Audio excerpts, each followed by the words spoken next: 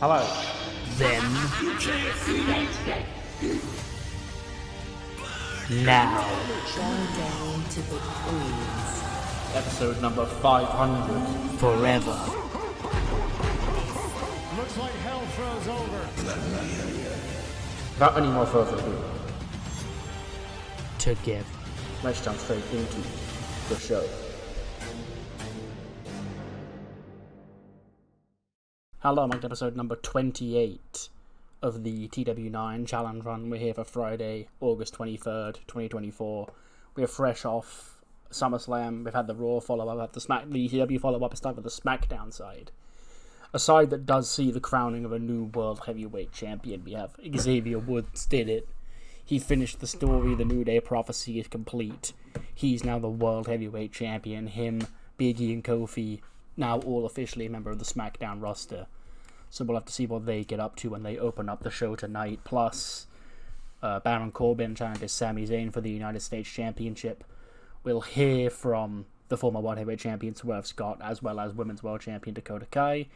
Candice LeRae, the new Women's Liberty Champion, has offered an open challenge for the Liberty Championship on tonight's show. Plus, we will see Queendom united in the ring after their terrible luck at SummerSlam with a meeting of the Senate in our main event tonight. So without any more further ado, let's jump straight into tonight's show. We kick off the show. The ring is decked out in like multicolored balloons. There's massive stacks of pancakes, bootios, all sorts. A big cake. It says congratulations, Woods. And then, a bunch of people dressed up as, I guess, unicorns and other New Day related stuff. And Big E has the mic, goes, "Ladies and gentlemen, welcome to Friday Night SmackDown." Now, there's some people you're not normally used to seeing here on Friday Night SmackDown. It's your boys, the New Day. But the fact that we stand here before you tonight, opening up Friday Night SmackDown, should give you a hunch as to what happened and what went down last weekend in Phoenix at SummerSlam. It was the biggest match in the career of our friend Xavier Woods, the man who promised to fulfill his prophecy and become the new World Heavyweight Champion. And Kofi takes something and goes, "And ladies and gentlemen, he did it. So tonight, we're all celebrating. Please raise your glass, if you're old enough, and rise for your new king and your new World Heavyweight Champion, Xavier Woods." Out he comes. He's being carried to the ring. He's got his crown on, his title on his waist, his robe on. And he gets into the ring, he holds the belt up. Gets "you deserve it" chance. He hugs Big E and Kofi, they're close to tears. He goes, "So you'd think most wrestlers, if they've been doing this for as long as I had, would be prepared for a moment like this, and he thought I'd have something prepared to say, a king's decree, but I'm just taking it all in here tonight. I can't believe this is my life." Listen, 5 years ago, Kofi Mania changed WWE forever. It really proved that guys like us can rise to the top after years and years of being beaten down. 11 years Kofi spent on this roster, grinding, looking for his opportunity to make it, and he made it. That's just as long as I've been here. And to be honest, nobody ever looked at me as a man who could be World Heavyweight Champion. Nobody even looked at me as a man who could be a champion, full stop. But now here we stand, the New Day, one of the greatest trios in the history of WWE. 10-time tag team champions, former Intercontinental champion, and now Xavier Woods, your new World Heavyweight Champion. Now, before I get on to all of these gifts back here, Ian Kofi, first of all, I love the unicorns. They're bigger than me. How would you find big guys this big who could dress up as unicorns? Anyway, I want to sing the praises to one man, and one man in particular. He looks directly into the camera and he goes, "Swerve, you held this place down for 6 whole months. You were one of the greatest World Heavyweight Champions of all time, and you and I, we shared a lot of harsh words at each other on the road to SummerSlam, but that was the competitive nature in both of us, and from me to you, right now, you're a great champ, brother. And maybe one day we can run this back, you and I again. This time you challenging and me as the champion. I'll be open to that rematch any day. Now, if that's sorted, Kofi, B, what have you got here for me? Kofi goes, well, I know there's no gift as special as the World Heavyweight Championship. We wanted to try commemorate this special day. We got you some more gifts for the history of the New Day. First of all, there's this. It's a very trombone-shaped present. You know, Kofi's wrapped up, so you can easily tell. But he goes, gee, I wonder what's in here. And he opens up and he goes, it's Francesca Free. And Woods holds up high. He starts playing it. New Day rocks, New Day rocks. But he goes, Woods, you know, there's something else I'd like to give you too. And it's this. He hands him a box. He goes, you didn't need to get me anything. You know, just you two being here on SmackDown with me is enough. And he opens up and it's, what's another iconic New Day, like, thing? I don't want it to be a box of Bootios. Actually, no, I know what they are. They're gold-plated Bootios. With all three of them as champions on the front. That's it. Because, are these what I think they are, E? Because, yes, they are indeed. They are world champion Bootios. They make sure not only that you ain't booty, that you are championship material. And last but certainly not least, come here, big man. And then the big guy, dressed as a unicorn, stands in the middle of the ring. Because we also got a unicorn to dance for you right here, right now, in celebration of your new championship victory. Hit that music. The music hits. You know, the unicorn starts bobbing up and down. Kofi, Woods, and Biggie, you know, dancing with him. And then, you know, as they get into the groove, E and Kofi are getting all carried away. Woods gets carried away. He turns around, and the big unicorn headbutts Xavier Woods. And the crowd's like, what the fuck? The unicorn then, you know, grabs Big E, tosses him through the table with the cake on it. He picks up Kofi, he tosses him out of the ring as well. He clears the ring of all the bullshit.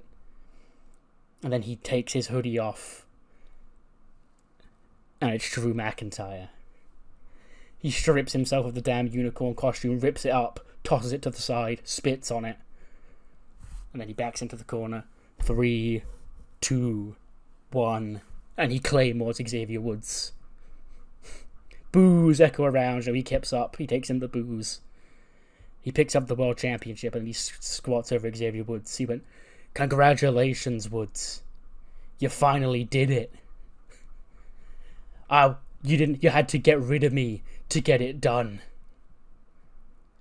But now, never forget, I'm the one who needs this championship and I'm the one who's going to rip it all away. He slams the belt down on the floor and he leaves, crowd booing the fuck out of him. So yeah, he's back. You know, he had that scandal. I cheated to get rid of it because I thought it was lame. But I did keep him off for as long as he was away filming. But that also got lost in the conversion of the game. Like, because he hadn't left yet. It was like, he's going to go in like 10 days when I converted the game over. And I guess that didn't carry over. So, he was technically just on my roster, able to be used when I moved over to the new game. So I thought, no, I will keep him off until after SummerSlam, you know. Let's say he had a little bit of heat that died down, he didn't get properly cancelled, and then, you know, he was filming something. I guess the Killer's game, even though that's really, really late filming, because it was released about this time. But he's back, is all you need to know. He's not toxic, he's here, and he's taken a name in Xavier Woods, an old rival of his, and he's ruined the New Day celebration. We then cut outside, don't we see, like, earlier today. As you know, earlier today, it can be live, sure. A big car, you know, a BMW of some sorts. That feels like something EO would drive. Tinted windows, she steps out. And she like sort of walks towards the arena. Cammy then, you know, comes out. And she greets EO outside. She goes, hello, EO. And EO goes, where is everybody? Cammy goes, we are, I think we're all running late. That's why I'm waiting out here for, you know, the rest of the group to show up. So, you know, you just go get nice and settled in the locker room, and I'll be waiting out here all night, you know. And once we get here, you know, we'll meet you up in the locker room, and then, you know, we need to settle things out tonight in the ring about where, you know, what's next for the group. And he goes, okay. And she walks off. And Cammy does, as she says, lingers around waiting for the rest of the group to show up for tonight's Senate meeting. Opening match gets an 86. Sami Zayn and Baron Corbin. And yeah, obviously Sami Zayn does make defense number 1 of the US title. Not taking it off him, 5 days after he won it. 6, I think, actually. So yeah, he does haluva kick Baron Corbin. He puts up a good fight because he gets an 86. Corbin actually scores an 84, which is higher than Sami. I don't know if Sami's declining or not.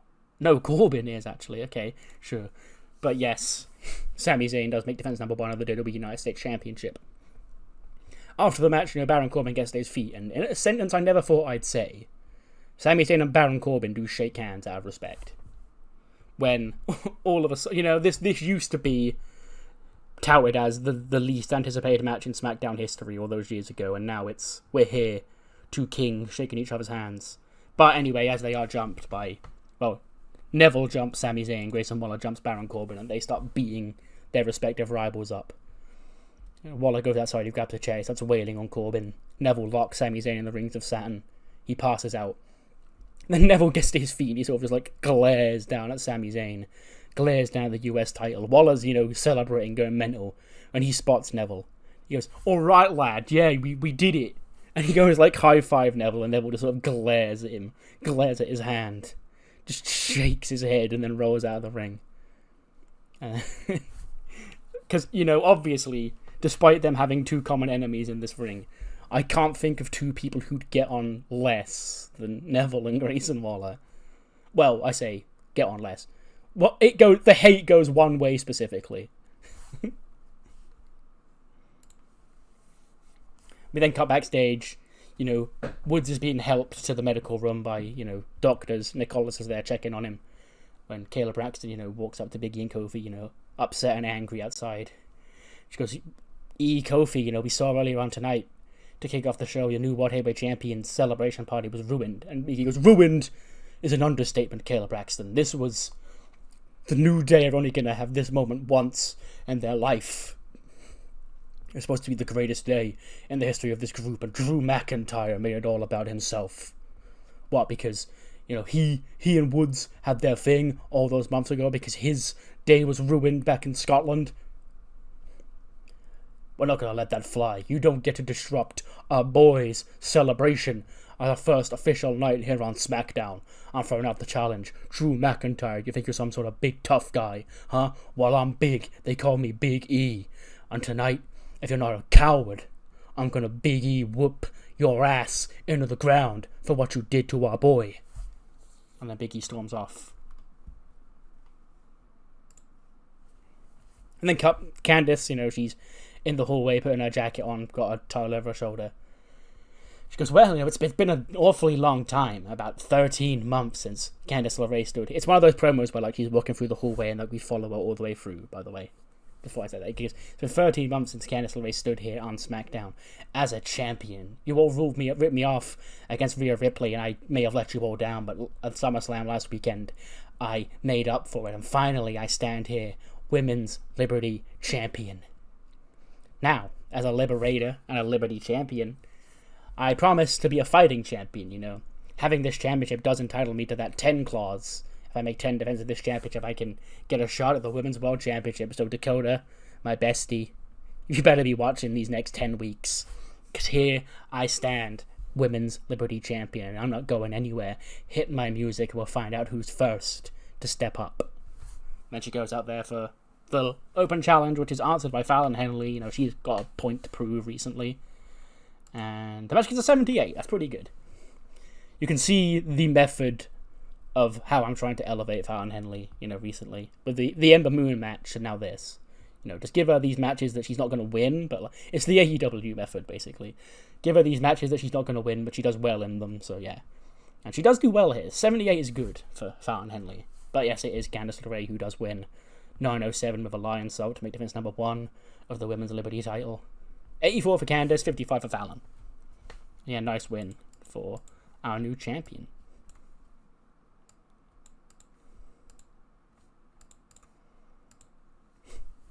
We then walk backstage. Jacob Fatu is there. He's just in Jacob Fatu clothes, whatever his street clothes would look like. When Buster Gates walks up to him, he goes, "Hey, if it isn't exactly who I was looking for, Samoan werewolf. Jacob Fatu, they make horror movies about guys like you back where I'm from in Hollywood." And Jacob just sort of glares at me and goes, "What?" He goes, "Hey, big man, I saw your video package last week, impressive stuff. Impressive stuff, you are one hell of a guy. You know who I want to be just like you? Nebo. See, you and Nebo, you're cut from the same cloth. Hell, you've got a very similar background from some of the places you used to work. So I've got a little arrangement. Tonight, you go out there and you show Nebo what it's like to be the Samoan werewolf, and maybe, get him on the page that I want him on. Unless, of course, you just want to skip that part and, join our revolution." And Jacob just sort of snarls at him. He goes, "Okay, I'll tell Nebo you'll see him out there tonight." So yeah, Jacob Fatu, Nebo Barnes. I think they had a match in the tournament, King of the Ring, whatever it was. No, who am I thinking of? Jacob Fatu had a random... I think he just had a random ass banger with Nebo on TV once. I remember them having like a Blu-rated match. So I want to run it back. Because, it would be sick. Then cut backstage. Candice, fresh off her defense over Fallon Henley, Dakota, heading out to the ring for her promo segment coming up next. They sort of cross paths. And then Candice sort of smiles and goes, "Ooh, evening, champ." And Dakota's like, "Good day to you, champ." And they sort of touch each other's belts. She goes, "I know, I don't know if you were watching out there." Easy work. Defense number 1. 9 more to go, and then, who knows? Dakota goes, "Well, you might want to focus on your own championship first, because as we saw after SummerSlam, it's going to take a lot more than that to take this championship from me. I've never felt better, if I'm honest, Candice. And honestly, I'm glad I bumped into you here, because you had a great part in all of that. And you helped me remember who the hell I am. And now you stand here as a champion, so do I." She's like, yeah, we do." And they sort of do their secret friend handshake. They've got their special friendship bracelets on their wrists. And Dakota goes out for her promo. Gets an 84. The Dakota Kai segment specifically gets a 92, so that's actually a pretty good rating for her. She goes, "Well, this last month has sure been something here on SmackDown. From Ember Moon returning, to challenging me to step up, to an old rivalry put to bed once and for all. I know a lot of you were wondering if I had what it took to defeat Io again at SummerSlam, and honestly, I was one of them. I didn't know if I had what it took. And now, I know I am. I am as good as I thought I was. There's a reason why I stand here as the Women's World Champion. It's not because I got into Io's head at WrestleMania and mentally defeated her before the match even began. No. It's because I've proven time after time that I'm better than everybody else back there. And this championship, whether you like me or you don't, you gotta hear this. This championship makes me the best, whoever's listening back there. And now, you're not looking to come down here and face that scared little insecure girl who didn't know if she was in a position to be the best wrestler on SmackDown. You're looking at somebody who knows her worth. Somebody who knows that she is the best damn wrestler in this company. And now Queendom, Io, is out of my hair, and we look on to pastures new. That's when Charlotte's music hits and she interrupts. She goes, "Oh, congratulations, Dakota, congratulations. Truly good stuff at SummerSlam. Beating Io, it's no easy feat. I'd know I couldn't do it. But, I've come out here tonight, because I want to extend an olive branch out to you. You see, you have a lot of confidence in yourself now after your win at SummerSlam, and I like to see that in a woman. That's why I got Ava and Ariana by my side. But you know what else? We're bonded by, Dakota. We are the ones who stopped this Queendom takeover here on SmackDown." And Dakota sort of looks at her confused. He goes, No, I'm serious. Io last night, she had the main event on Saturday night, had the main event of SummerSlam, and she was all systems go, looking to beat you and take back her championship until, Queendom lost earlier on in the night, and that messed with her psyche. Can you really rule that out? And I wonder, Dakota, whose fault was it that Queendom lost earlier in the night? It sure wasn't yours. Your special liberators, it sure wasn't them. No, it was the Royal Dynasty, because Queendom don't roll this roster. We do. So, Dakota, we were just wondering if, now we've got such a close, inseparable bond, if you wanted to be the newest member of the Royal Dynasty. And Dakota laughs and goes, this is a joke, right? And Charlotte goes, do I look like a comedian, Dakota? She goes, no, I'm just wondering because, you know, I've done so well since WrestleMania, and now you want me to come and be your second in command, or be a lackey to you like these two idiots are. And I goes, who are you calling an idiot? And then Charlotte's just like, you, Ariana, you know, back down. It's like, okay, Charlie. Anyway, there were two options here, Coda. The first was you take the offer and you become a part of something better. Or you can continue being a little rebel and digging your heels in. And you become an enemy of the Royal Dynasty. And we saw what happened to Queendom when they became an enemy of the Royal Dynasty. Tia goes, well, consider me an enemy then. Charlie goes, okay. It didn't have to be this way. But all I'm saying is I've got a reputation around here. You may think you're comfortable as the Women's World Champion right now. But that's only because I've not challenged you for it yet. And when I challenge for championships, I don't care how confident you are. I win championships. I am inevitable. And it's up to you whether you want to avoid that inevitability or be the latest person to fall victim to the Charlotte Flair experience.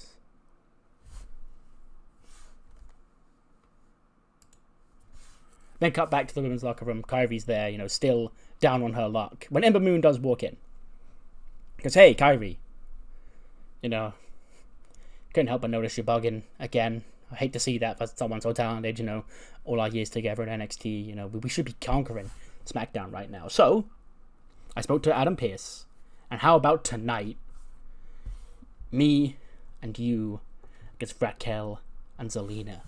What do you say? And Kyrie sort of just shrugs and goes, eh. She goes, no, Kyrie, you know, I need to snap you out of this because you are so damn talented. And I need you to remember. Because if it takes me teaming up with you and whipping you back into shape, then so be it. Because I'll do that. Come on. And she, like, pulls her up and Kyrie follows her out. There we go. 90. That's why I booked this match. 90 rated match. Jacob Fatu, Nebo Barnes. They meet it out. They have a big meaty slap fight. And it is Jacob Fatu who comes out on top. He pins Nebo with a Samoan drop in 12:57. But again, it's another one where, like, you know, Nebo being in this helps him more than him just winning against somebody else does. 94 for Jacob Fatu, 79 for Nebo Barnes. So yeah, now you see why Jacob is back on TV doing stuff. Yeah. Then cut backstage. Kayla Braxton is with the new WWE Tag Team Champions, Shark KO. They walk into frame and Kayla goes, Randy, you know, you've been on this WWE roster for 22 years now and you've captured yet another championship. Does it feel just as special now as it did all the times back then? And Randy goes, Kayla, every single championship win of my career feels special, whether it be me back in 2003 winning the Intercontinental Championship at the young age of 22 to now standing here with one of the greatest damn professional wrestlers in the industry today by my side, mentoring him to be the very best he can be. Every single tag team I've ever been a part of, every single championship victory I've ever been a part of, it all hits all the same right here. I still don't take a single moment of it for granted. And Ilya here, he's been a kid I've got my eye on for a long time. His intensity matches mine. He's a dragon, I'm a viper. We're very much two sides of the same coin, Kayla. And Ilya goes, and as for me, finally becoming a champion here in WWE is something that not a lot of people would have wanted. Nobody in that locker room would have wanted, because now I'm a champion. I'm not going to be a 6 or 7 time champion, Kayla, because I'm not dropping this championship. And then Kayla and Prince Walker go, oh, sorry, we don't mean to interrupt your little interview here, Mad Dragon, but I couldn't help hear you say that you aren't going to drop that championship. But I don't really think that's your call, hon, because you see, we are Misters Money in the Bank, first ever tag team Money in the Bank winners, and we defended against two big slobs at SummerSlam, proving that we are better than those oafs. Hey, Kayla, you know, nice match last week. Anyway, all I'm saying is I don't care if you're Randy Orton, if you're Ilya Dragunov, because Pretty Deadly are coming. You won't know where. You won't know when. Unless, of course, you wanted to form a truce right now and you wanted to, you know, at Randy, after all these years of being a super serious WWE superstar, wanted to put on your dancing shoes and be a part of Pretty Deadly the musical. And Randy sort of just glares down at him. Ilya just glares a hole through him as well. And Ellen and Kate just laugh and go, okay, well, we'll leave you with that offer, and maybe next time it'll be great to have you part of it. And then they leave.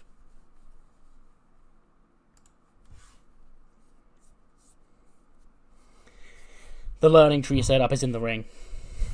Or TV time, even. Chris Jericho is in the ring with Bodie Hayward. No, not with Bodie. He's there with Kyle Rogers, Brad Sawyer of Aussie Open, as well as Kai Sane and Zeta Steel. The OG learning tree quintet. He goes, hi, guys. Oh boy, am I glad to be getting more TV time here tonight. It's very well requested, because I feel like us here at the Learning Tree, we needed this TV time, because, you know, who else was it going to go to? Anyway, the Learning Tree recently acquired another root. You know, what's stronger than one root on a Learning Tree? 2, and with that extra root, a lot more branches of this Learning Tree are sprouted out, and now we are bigger and more expansive than ever.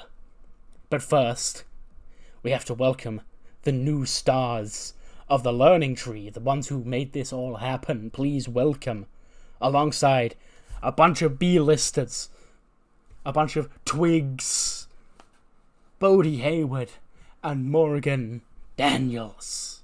Out come the artists formerly known as Chase U. Bodie and Morgan at the front, you know, rocking Learning Tree stuff, and then all the Chase U people at the back, like somebody following them as they give orders at the front.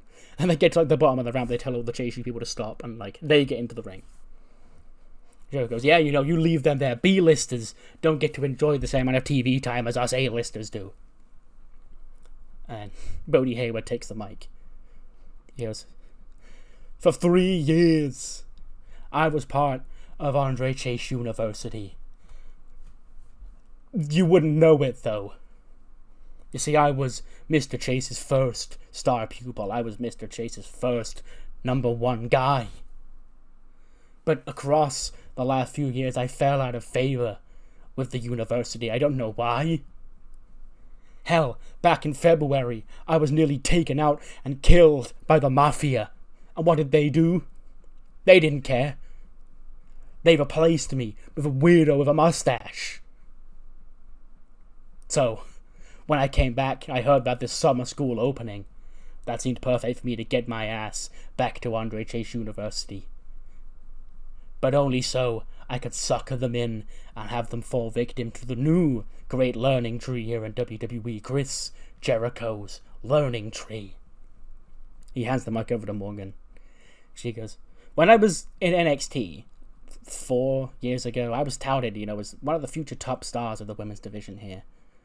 You know, they called me the fastest rising star of the NXT women's division. And then I got called up, you know, before I was ready. I still had a lot more to accomplish down there in NXT, because they put me with the weird girl. I got lumbered with the weird, funny Japanese exchange student.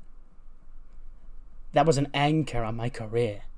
Andre Chase University was an anchor on my career. So my true friends, my real friends here, Zeta and lovely Kaya, found this opportunity, and I had to make the jump. And now, this is just the beginning. My wings are gonna fly. and I'm gonna sit perched on the new branches of the learning tree. Jericho just puts his arm around both and goes, hey, thanks guys, those are some kind words.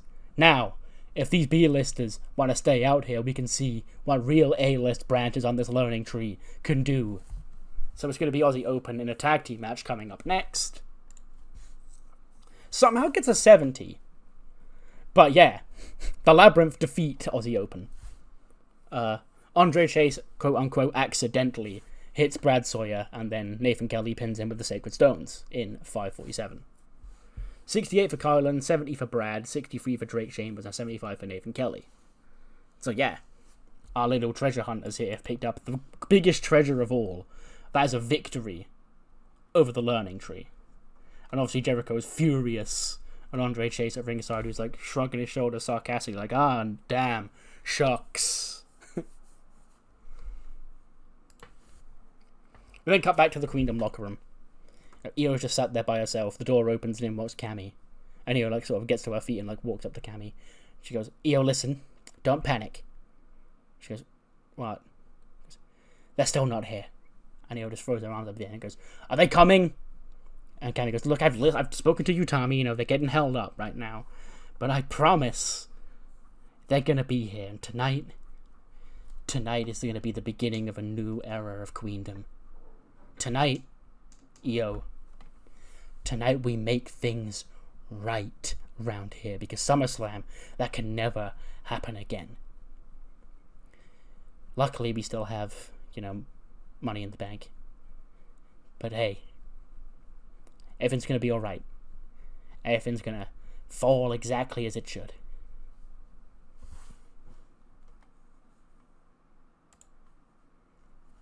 Then cut backstage. Andre Chase, Duke Hudson, Keith Lee, Shane... I was forgetting somebody. It's Keith Lee. Andre Chase, Keith Lee, Duke Hudson, Shane Reynolds, Thea, Haley, and Hams, they're all laughing about what Andre Chase did out there. Went, that will show that damn learning tree. I think he can overtake Andre Chase University. It's not going to be that easy. When an angry Chris Jericho storms into the frame. And he goes, I suppose you thought that was funny, huh? And Andre Chase just laughs and goes, a bit, yeah.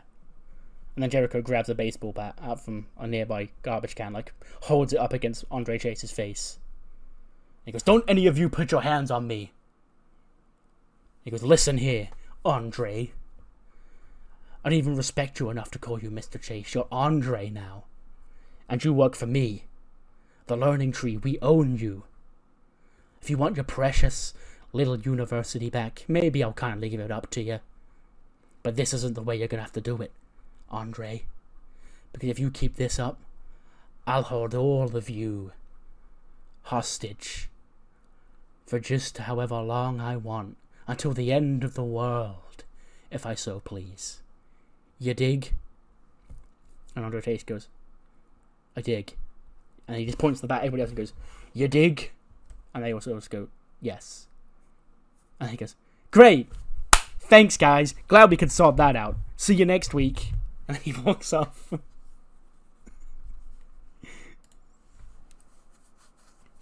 Swerve makes his way out to the ring. He takes a steel chair, he sits in the middle of the ring on a steel chair. Lord Bando behind him. And he goes, failure is determined by one's reaction to defeat. Am I sitting here tonight on Friday Night SmackDown a loser? Yes. Yes, I lost at SummerSlam. Yes, I'm in the record books as a loser. Am I sitting here on SmackDown without my World Heavyweight Championship a failure? Nah. You see, I don't fail.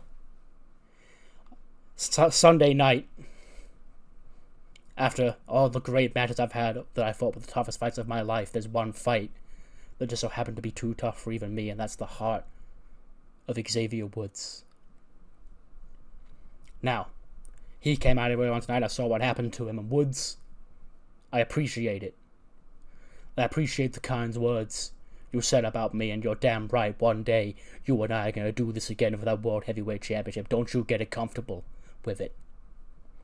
But it seems an old foe of my past, an old defeated foe named Drew McIntyre has reared his head again, and he's your problem now.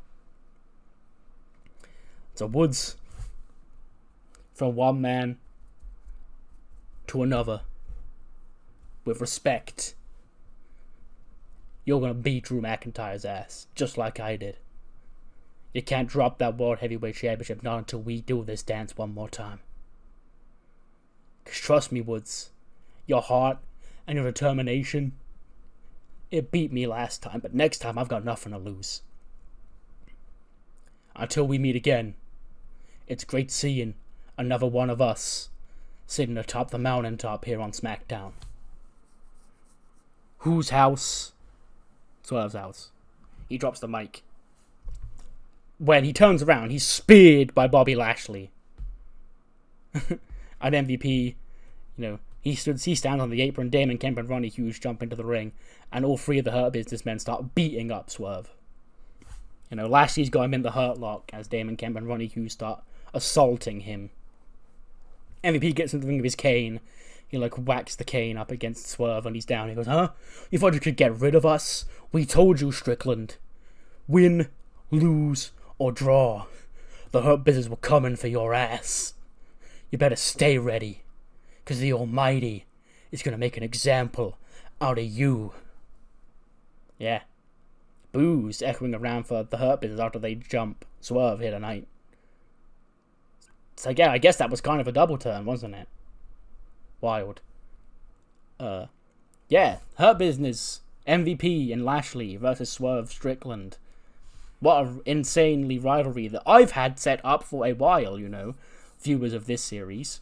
You saw all those weeks ago when Lashley was in the world title picture, and then I took them off TV after MVP said that he was going for Swerve after SummerSlam.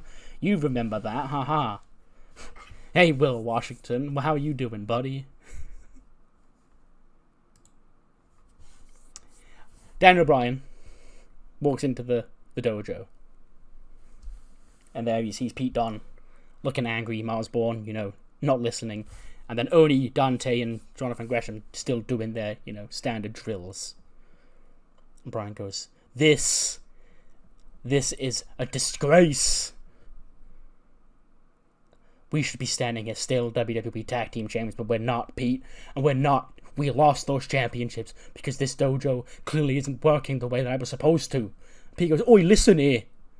I know this place is named after you and you think you're the greatest, but I weren't the one who got my ass pinned at SummerSlam to lose those championships. That was all on you, Dragon."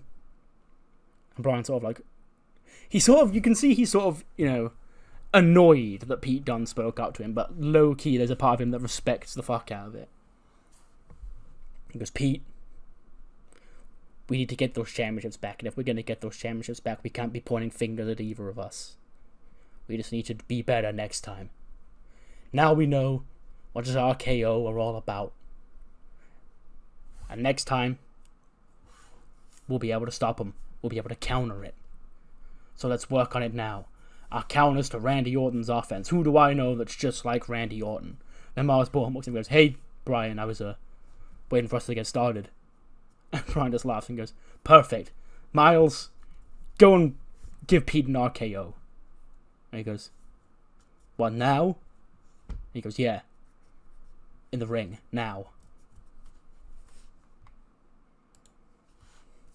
82. Sure. I'm impressed by a lot of the ratings because this is a very angle-heavy show, so, a lot of the match ratings getting as high as they're getting is fine. 82 is pretty good considering this only gets 9 minutes of time. But Kairi Sane wins a match. Technically she doesn't because Ember Moon pins Zelina Vega with the Eclipse, but she's on the winning team. 69 for Raquel, 77 for Zelina, 79 for Kairi, and a 70 for Ember Moon. And yeah, nice win for Ember Moon. She's got the best out of everybody, Since she's come back, she got the best out of Dakota. She got a lot out of Fallon Henley.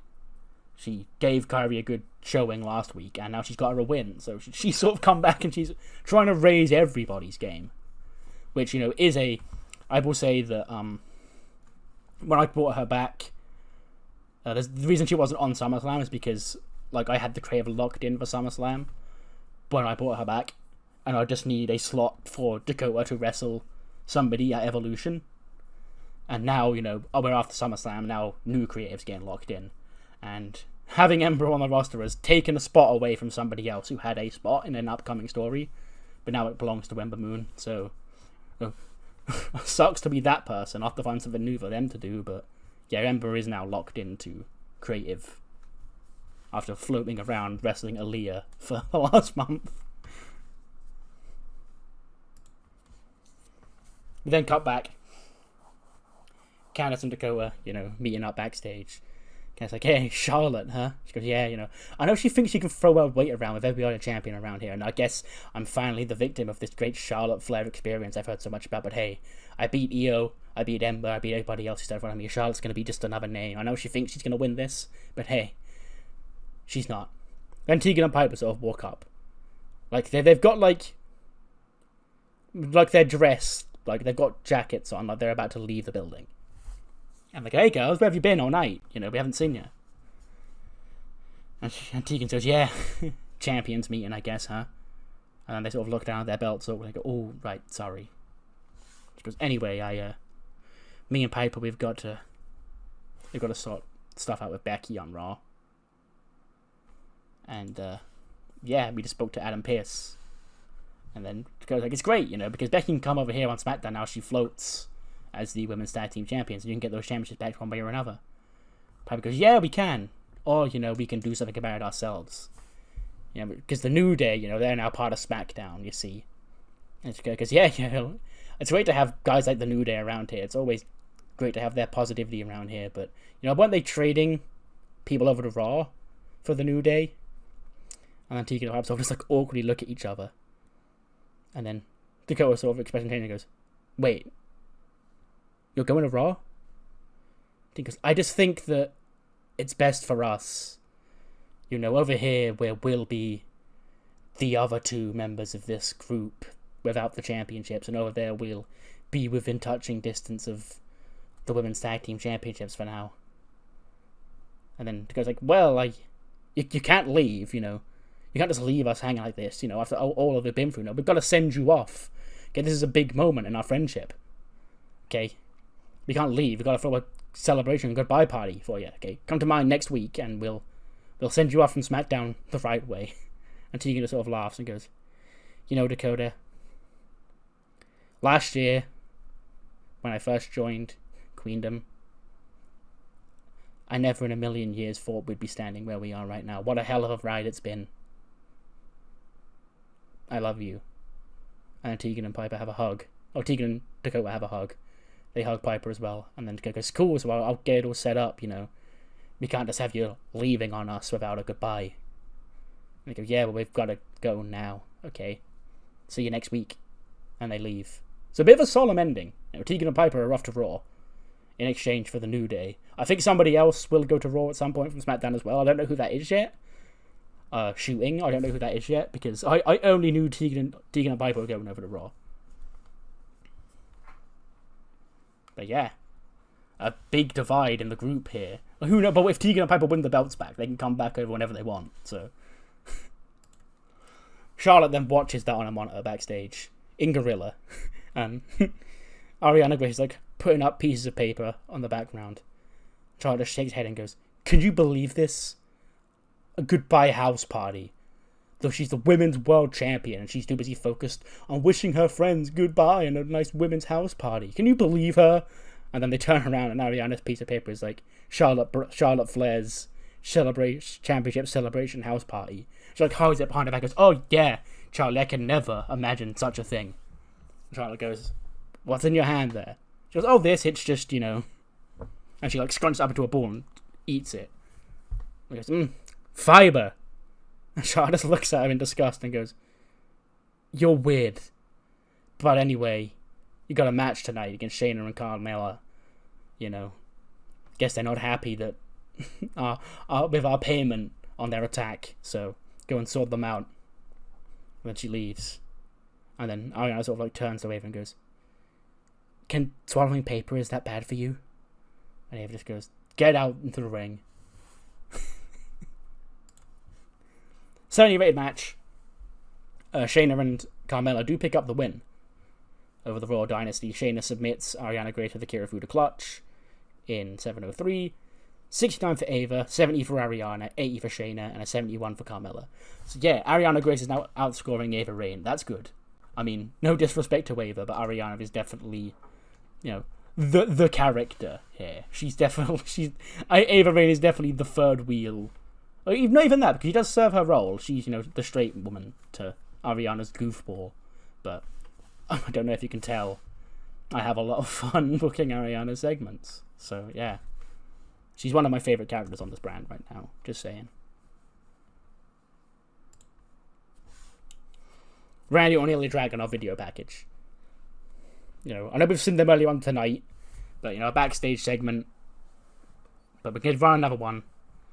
They're just them winning the match at SummerSlam, and them speaking after the match.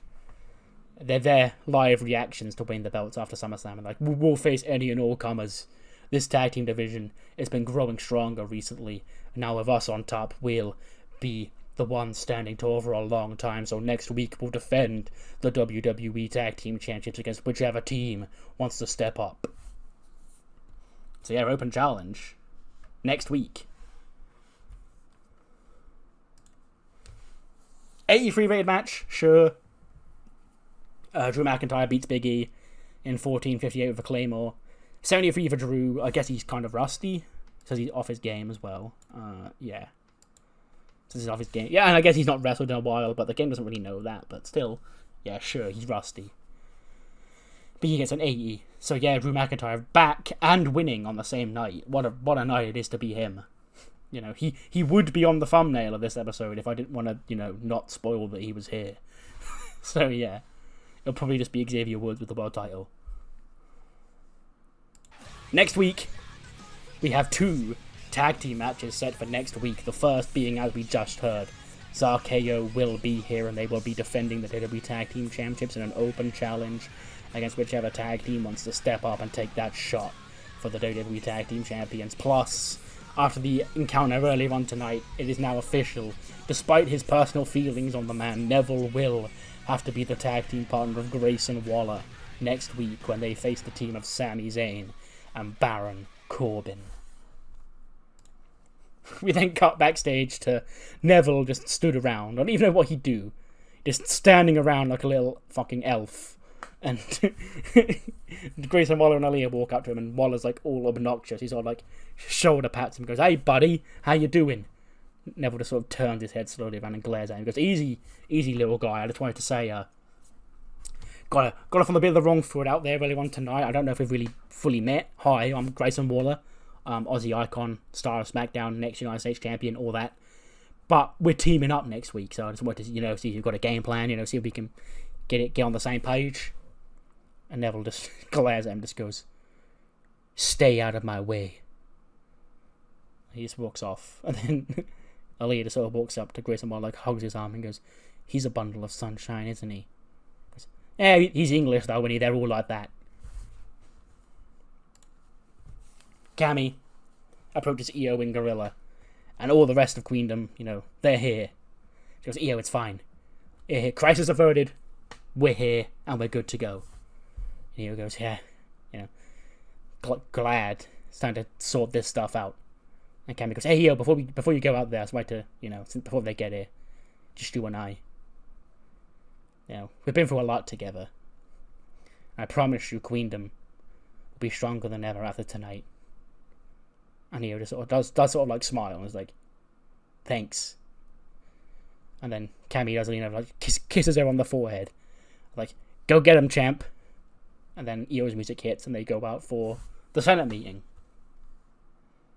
Queendom, all in the ring. Cammy, Io, Utami, Yoko, Julia, and Saya. Yeah, that is them all. And Cammy, she's standing in the middle of the ring next to Io. She says, 6 nights ago, SummerSlam Night 1 was a date of great importance for our great queendom. For that night was supposed to be the night that Queendom celebrated undying rule over SmackDown once again. The Genius of the Sky, the woman to my right, Io Sky, the former Women's World Champion, was supposed to once again put down Judas, Dakota Kai, and become the Women's World Champion. Our great friends Saya and Yoko and Julia were meant to defeat Charlotte Flair and her Royal Dynasty to prove that we are the Royal Queens of SmackDown. That didn't happen either. So with things in a bit of a disarray with Queendom right now, we figured we'd address the next steps of our beloved group. You see, for there is a reason why the Women's World Championship is not currently situated within Queendom. Because there is a guilty party at play. And then Cammy does sort of like turn her head to Utami. Io does as well. And Utami sort of steps forward. She snatches the mic and she's like, I wanted to be sure that the championship came to Queendom. It's Io who didn't let me. And then Io starts shouting back, and they start shouting at each other in Japanese. He goes, ladies, calm down, this is what we want to nip this in the bud before this gets too out of hand. So you see, just like after WrestleMania when there was great rumours of the demise of Queendom, Queendom will never die. Everything that doesn't kill us makes us stronger, and that includes Io losing at SummerSlam. Because we had a plan in place, and somebody went against that plan, and now they have to be dealt with the best way possible. So, it's not all doom and gloom in Queendom, because we still have this. Points at Utami's Money in the Bank briefcase.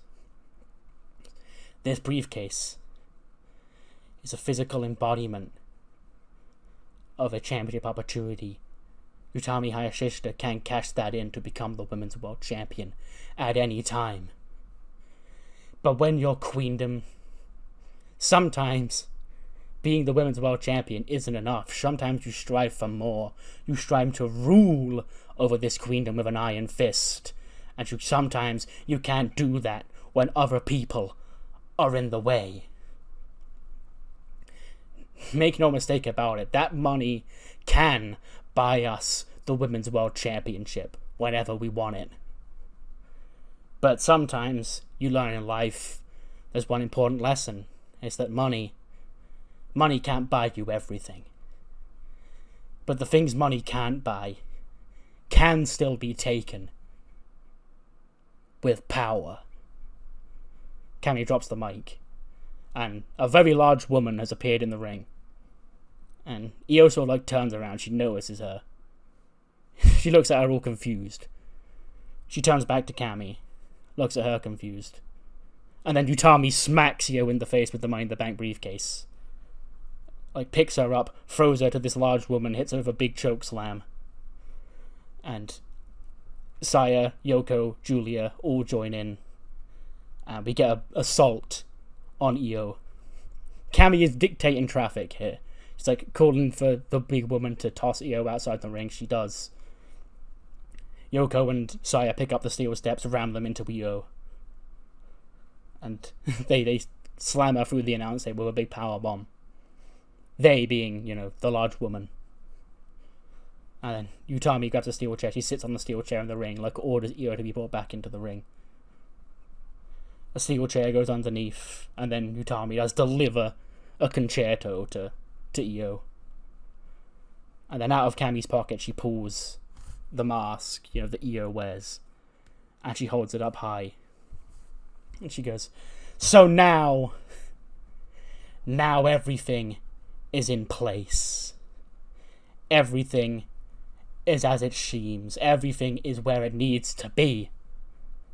Pretenders, failures have been usurped and removed from the group. Because this is a new beginning. This isn't the Queendom that you all knew this is our final chapter. This is the official Queendom. This is Queendom Omega. She drops the mic down, like puts her foot over Rio's fallen body, holds the, but as if you know she's been decapitated. Holds the mask up high. And that's how we close SmackDown.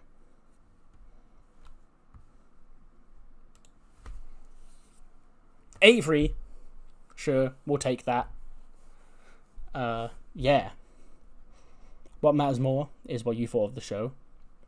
Do let me know what you thought in the comments below. A lot to take in tonight. Very hectic show. We're not even done yet because we are moving on to Velocity. We kick off Velocity with the first two matches of the WWE Speed #1 Contenders Championship Tournament. You know, Javon Evans is the champion. We've got to find his next challenger. And the first match of the tournament is Clark Connors against Lince Dorado. It is Clark Connors who picks up the win. Again, ignore the time. I can't set anything less than 5 minutes, or like, I can't set it to be must end in under 5 minutes. But yeah, Clark does pick up the win. He advances to the next round, where I think he faces the winner of the match coming up next, which is between Ashante the Adonis and Angelico. Yeah. 67 for Clark Connors, 58 for Lince. 65 rated for this match. They've got pretty good chemistry, so maybe this can be run as like an actual Velocity match in the future. Who knows? Ashanti might become a Cruiserweight champion someday, because I do like Ashanti.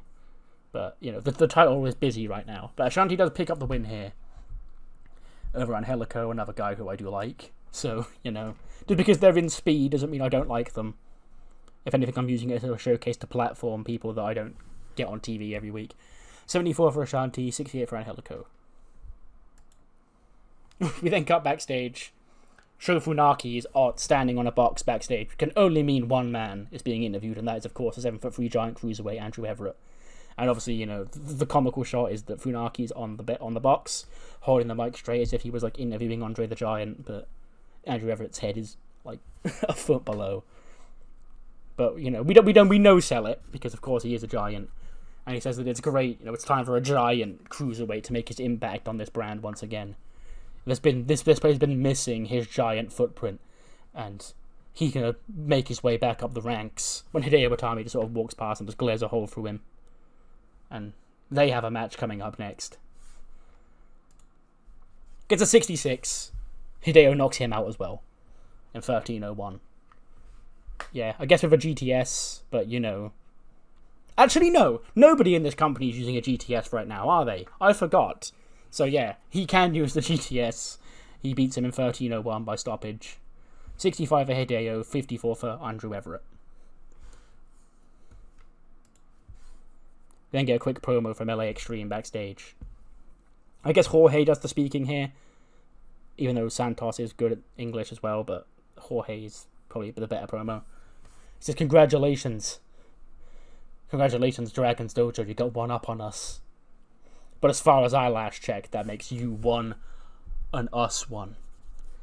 We can't end something like this in a tie. So how about it, I propose a little something special. Us three against you three. Velocity in 2 weeks' time. Trios high wires. So yeah, 6-man Ultimate X match, basically. In layman's terms. The first ever 6-man tag high wires match. LA Extreme challenging the Dragon's Dojo. Of course, Dragon's Dojo were out of their element in a match like that, so I guess that's why they picked that stipulation. Then our main event. Cedric Alexander, you know, fresh off his defeat at SummerSlam. He faces Dudley Davis in the main event here, looking to get himself back into the Cruiserweight Championship picture. He does defeat Dudley in 15:21 with a lumbar check. Dudley gets a 92, so Dudley's sort of fallen out of my creative plans on ECW recently, because again, he was just like ZSJ in that he wasn't, you know, part of the core group that I wanted fired to be on Heyman's team for SummerSlam, but he also didn't fit Extremely Cool Wrestling, so he sort of just vanished for a while. But yeah, he can have a home in Velocity for a bit, but you know, with ratings like that, he may pop up on the main show again sooner rather than later. If it was up to me, he'd just be feuding with Zack endlessly because Dudley Dickhead pops me too much. But yeah, anyway, after the match, you know, Axiom's in the ring in the face of Cedric Alexander. You know, Cedric's back off going, the Cruiserweight Classic's coming. No, this ain't all between you and I will take that championship. Next time we're in the ring together, it's mine. When Hideo Itami appears in the ring and he knocks out both men. And he picks up the Cruiserweight Championship, he holds it in his hand, sort of looks down at it, and just like tosses it onto the floor, onto the body of Axiom. And that's how Velocity ends. You know, a third name has thrown his hat into the ring for a Cruiserweight title opportunity. And you know, he's been knocking everybody out, so he more than deserves one, realistically. 75. Andrew Everett was used too much, okay, but he's the giant cruiserweight, so he's funny, so I'm going to keep booking him. Anyway, what matters more is like you thought of the show, mainly of SmackDown, because boy was it an eventful SmackDown. And I'll see you next time for Raw, as we continue the WWE Championship Tournament of Champions on our road to Bash in Berlin. See you then.